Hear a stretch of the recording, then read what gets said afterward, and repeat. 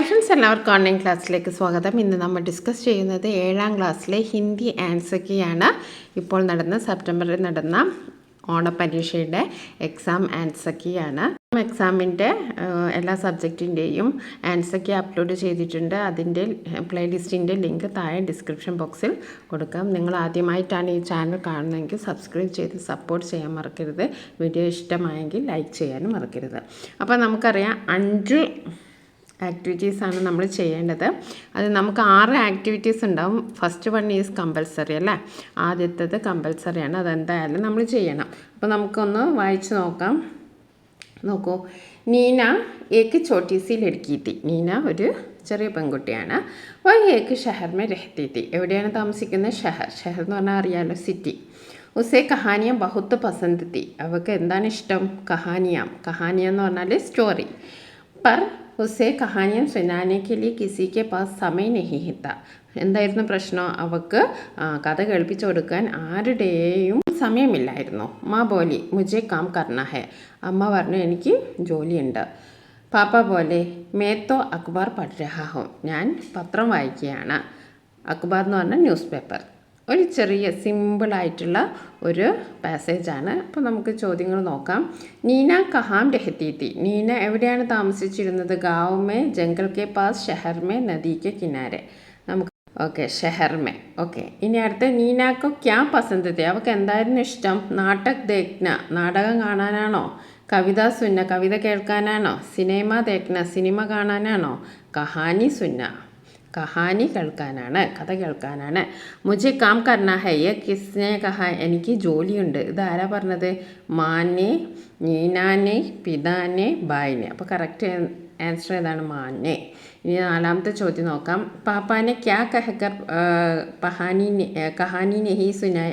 അച്ഛൻ എന്ത് പറഞ്ഞിട്ടാണ് കഥ കേൾപ്പിക്കാനത്? മേ തോ സമാചാർ സുൻ രഹാ ഹൂം, മേ തോ ടി വി ദേഖ് രഹാ ഹൂം, മേ തോ അഖ്ബാർ പഠ് രഹാ ഹൂം, മേ തോ ഗാന ഗാ രഹാ ഹൂം. അപ്പോൾ നമ്മൾ അതിൽ വായിച്ചു മേ തോ അഖ്ബാർ പഠ് രഹാ ഹൂം.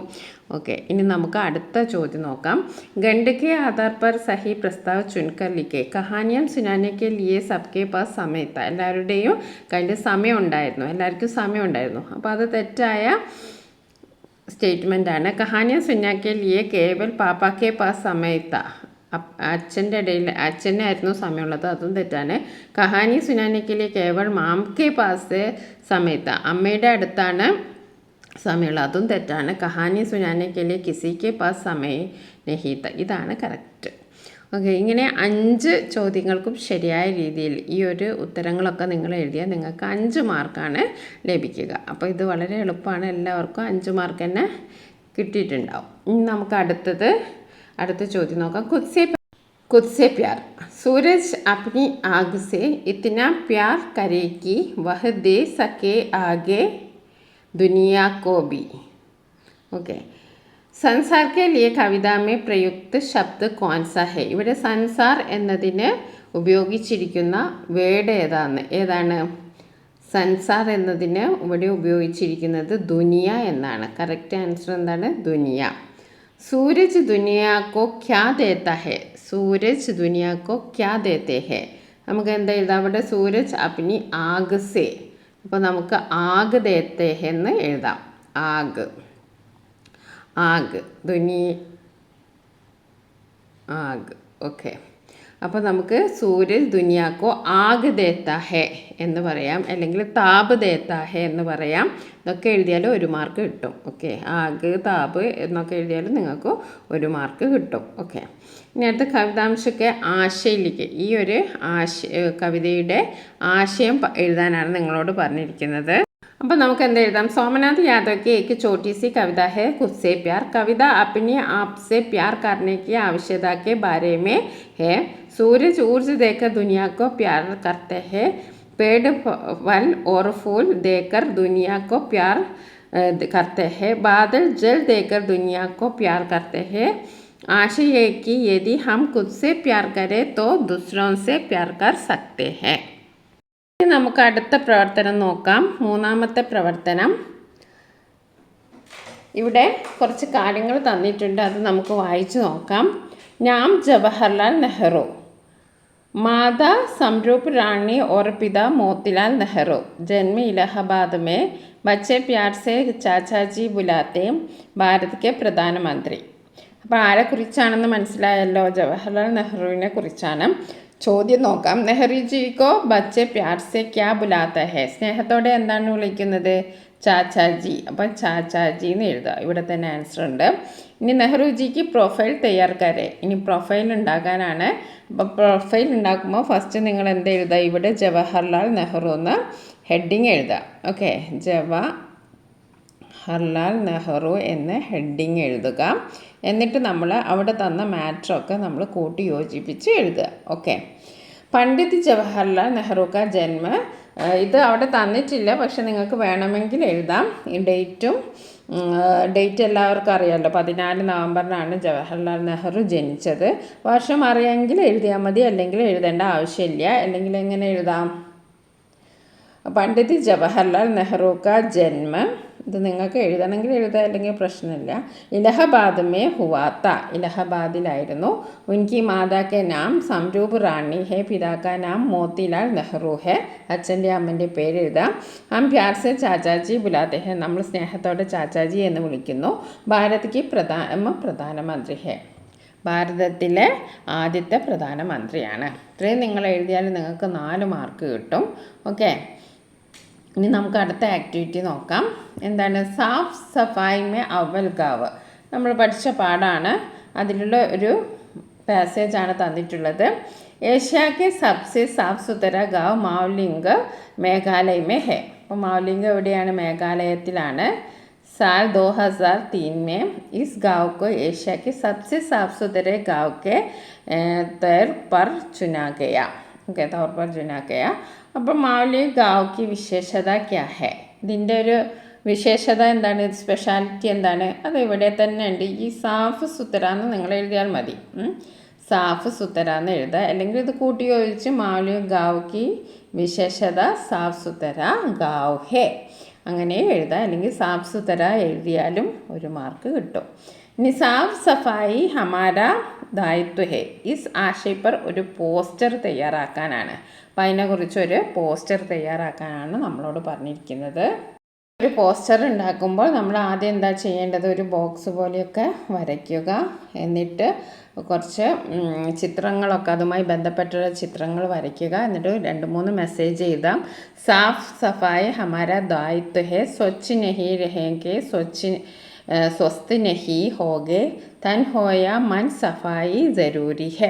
അപ്പം ഇതിലേതെങ്കിലും ഒരു മെസ്സേജ് എടുത്തെഴുതുക. എന്നിട്ട് നമ്മൾ ഒരു പോസ്റ്റർ, സാഫ് സുതരനെ, വൃത്തിയെ, ക്ലീൻനെസ്സിനെ പറ്റിയിട്ട് ഒരു പോസ്റ്റർ നമ്മൾ തയ്യാറാക്കുക. ഇങ്ങനെ നമ്മൾ, അപ്പോൾ ആദ്യം നമ്മൾ എന്ത് ചെയ്യണം?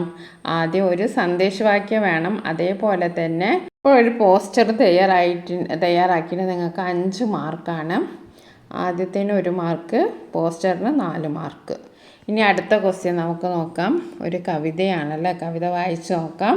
നയേ വർഷമേ നയേ ഫസൽ കെ डर अन्न का लग जाता है, यह धरती है यह किसान की, यही राव की नहीं रंग की, नहीं किसी की धरती है केवल किसान की.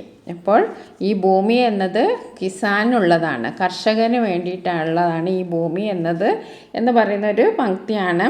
അന്നക്ക് ഡർ കബ് ലഗ് ജാത്തെ ഹെ, അതിൻ്റെ ശരിയായ ഉത്തരം എന്താണ്? നയേ വർഷമേ. അതിവിടെ തന്നെ ഉണ്ട്, ഫസ്റ്റിൽ തന്നെ ഉണ്ട്, നയേ വർഷമേ. അപ്പം നയേ വർഷമേ എന്ന് നമുക്ക് എഴുതാം. ഫസ്റ്റ് ലൈൻ ഇതാണ് ഫസ്റ്റ്, നയേ വർഷമേ എന്ന് നമുക്ക് എഴുതിയ 1 മാർക്ക് കിട്ടി. ഇനി കവിതാക്ക ആശയ പർ സഹി പ്രസ്താവ് ചുൻകർ ലിഖെ, ഇതിലൊരു ശരിയായ പ്രസ്താവന ഉണ്ട്. അതേതാന്ന്? 2 സഹി പ്രസ്താവന, 2 ശരിയായ പ്രസ്താവന ഉണ്ട്. ഏതാണ്? യഹ് ധർത്തി കിസാൻ കെ, അത് ശരിയാണ്. ഈ ഭൂമി എന്നുള്ളത് എന്താണ്? കർഷകന് വേണ്ടിയിട്ടുള്ളതാണ്, അത് ശരിയാണ്. അതേപോലെ തന്നെ ഇത് തെറ്റാണ്, അതേപോലെ ഇതും തെറ്റാണ്, ഇത് ശരിയാണ്. ഓക്കെ, ലാസ്റ്റ് 1 യഹ് ധർത്തി കേവൽ രംഗ് കി നഹി ഹെ. അപ്പോൾ 1ാമത്തെ ഓപ്ഷനും 4ാമത്തെ ഓപ്ഷനുമാണ് ശരി. ഓക്കെ, ഇനി അടുത്തത് യഹ് ധർത്തി കേവൽ കിസാൻ ഓർ കിസാൻ, യേ ആശയ വാലി പങ്ക്തി ചുൻകലൊക്കെ, ഈ ഒരു ആശയം വരുന്ന ലൈൻ ഇതിലേതാണെന്നാണ് ചോദിച്ചിരിക്കുന്നത്. ഓക്കെ, എന്താണ് യഹ് ധർത്തി കേവൽ കിസാൻ കി ഹി ഓർ കിസ്കി നെഹി. അപ്പോൾ ഈ ഭൂമി എന്നുള്ളത് കർഷകനുള്ളതാണ്, വേറെ ആർക്കും അല്ല എന്ന്.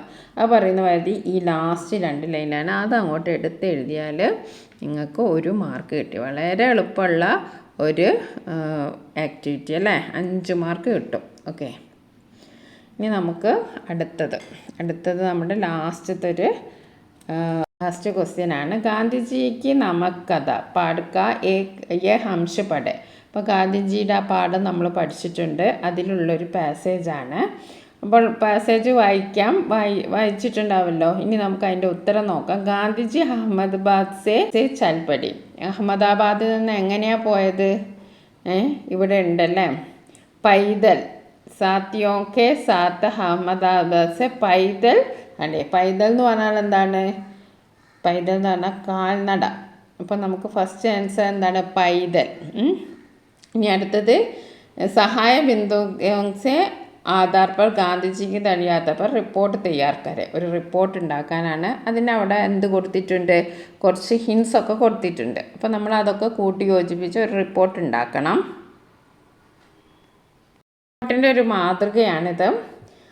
അപ്പോൾ നമ്മൾ ഒരു ഹെഡിങ് കൊടുക്കണം ആദ്യം തന്നെ. അപ്പോൾ ഒരു നല്ലൊരു ഹെഡിങ് കൊടുക്കുക. പിന്നെ നമ്മൾ ഇതെവിടെയാണോ നടന്നത് അവിടെ നമ്മൾ അതിൻ്റെ ഒരു സ്ഥലപ്പേര്, ഇതിപ്പോൾ ദണ്ഡിയിലല്ലേ നമ്മൾ നടന്നത്, അപ്പം ദണ്ഡിന്ന് കൊടുക്കുക. എന്നിട്ട് നമ്മുടെ മാറ്റർ അവിടെ തന്നിട്ടുണ്ടല്ലോ, അത് കൂട്ടി യോജിപ്പിച്ച് നിങ്ങൾ റിപ്പോർട്ട് തയ്യാറാക്കുക.